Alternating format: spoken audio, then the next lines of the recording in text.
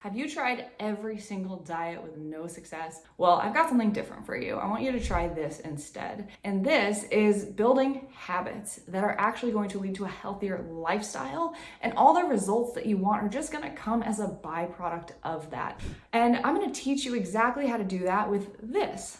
This is from our work from home women's fat loss formula that allows women with remote careers to lose 15 or more pounds in a sustainable way. And by the way, hi, I'm Marissa Roy, and I help women who are career driven with work from home careers go from yo-yo dieting for decades to finally losing 15 or more pounds of body fat without giving up their favorite desserts, wine with dinner, or spending hours on the Peloton.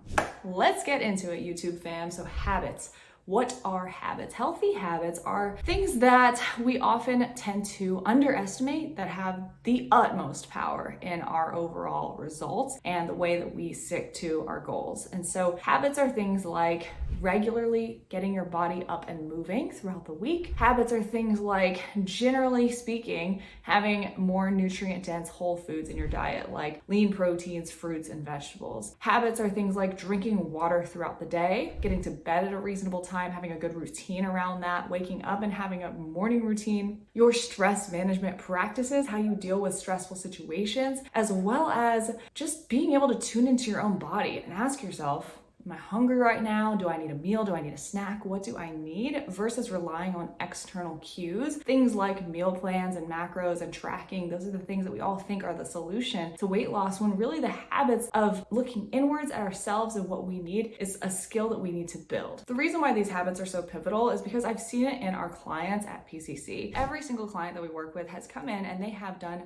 literally everything. They've tried keto, they've tried Weight Watchers, they've tried MyFitnessPal, they've tried tracking calories, they've even tried tracking macros, and none of it has worked for them because they are fully relying on external things to try to create structure and habits in their life, rather than creating the habits first and then bringing something like that external structure in to then further their efforts towards their goals. So we take this approach by actually starting with the habits and the mindfulness, but the habits need to be there first so that we can then put a program in place in this person's life. For example, if the habit is going to the gym, I will tell a client, I want you to go to the gym, I want you to walk in the door, I want you to scan your key card, and I want you to stand in the presence of the gym for 10 seconds and walk out. And I want you to do that every single day. And what are we doing? We are building the habit of that person waking up, putting on their gym clothes, tying their shoes, getting their stuff together, driving to the gym, scanning in, and being there. I tell them specifically, hey, I don't want you to feel pressured to work out. You can walk in, you can do whatever you want, but I think you should just walk in, do one exercise maybe, and leave. That's it. And we're building the habit of going to the gym, because if we don't have that, then having the best program ever with 5 different workouts and all these fancy exercises and sets and rep schemes and all these perfect things, it's not going to matter if we can't actually get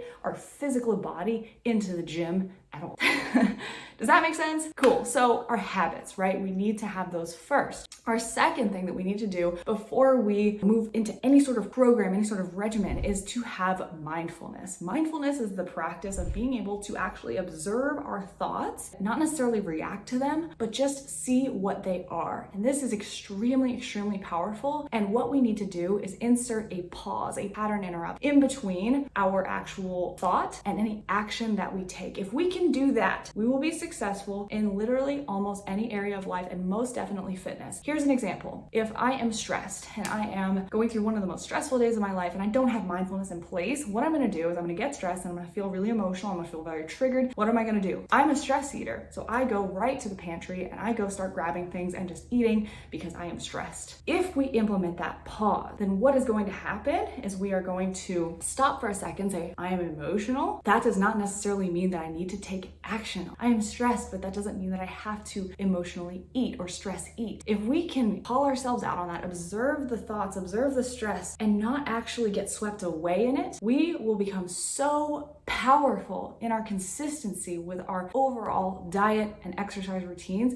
because we're not going to be self-sabotaging every time something comes up. And so this is truly, truly the key to being able to be consistent with any sort of fat loss or muscle gain regimen. So if you have goals and you find yourself constantly just being stuck on the weekends or the nighttime because you are craving things or you're stressed or you're emotional and you just can't seem to stop that, this is what you need, is a mindfulness and being able to put a pause, a pattern interrupt in between your thoughts and the action that you take. And in the best case scenario, take an action that's actually more productive towards your goal rather than less. And this is what we teach in our one-on-one coaching program at PCC. So now I've taught you why habits and mindfulness are the base of this pyramid and are the cornerstone to what you need to do to actually be consistent in any sort of fat loss, healthy lifestyle routine that is going to allow you to not only see results in your fitness journey, but be able to keep them for good, because these habits, this mindfulness, this is the stuff you fall back on after the diet, after you've lost the weight, after you've achieved the results. That is what you fall back on that allows you to keep the result for good, rather than falling back into old habits, back into old patterns, because you don't have that mindfulness in place. So now that I've taught you these two things, habits and mindfulness, the next thing that you must do